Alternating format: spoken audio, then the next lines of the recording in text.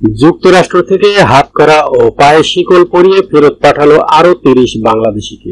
বৈধ নথিপত্র ছাড়া বসবাসের অভিযোগে যুক্তরাষ্ট্র থেকে আরো ৩০ বাংলাদেশিকে হাতকড়া ও পায়ে শিকল পরিয়ে ফেরত পাঠানো হয়েছে।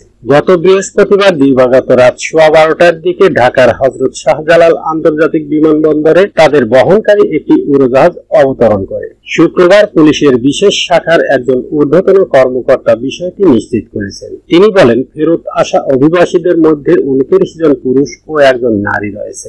ডোনাল্ড ট্রাম্প যুক্তরাষ্ট্রের প্রেসিডেন্ট হিসেবে দ্বিতীয় মেয়াদে দায়িত্ব নেওয়ার পর বৈধ নথিপত্র ছাড়া অবস্থানরত অভিবাসীদের বিরুদ্ধে অভিযান আরো জোরদার হয়েছে। এরই ধারাবাহিকতায় বাংলাদেশ সহ বিভিন্ন দেশের নাগরিকদের ফেরত পাঠানো হচ্ছে। এ নিয়ে এখন পর্যন্ত 187 জন বাংলাদেশিকে দেশে ফেরত পাঠানো হলো বলে এবি সূত্রে জানা গেছে। বাংলাদেশের পররাষ্ট্র মন্ত্রণালয়ের কর্মকর্তা জানান, যুক্তরাষ্ট্রে আইনি লড়াইয়ে হেরে যাওয়া ব্যক্তিদেরই দেশে ফেরত পাঠানো হচ্ছে।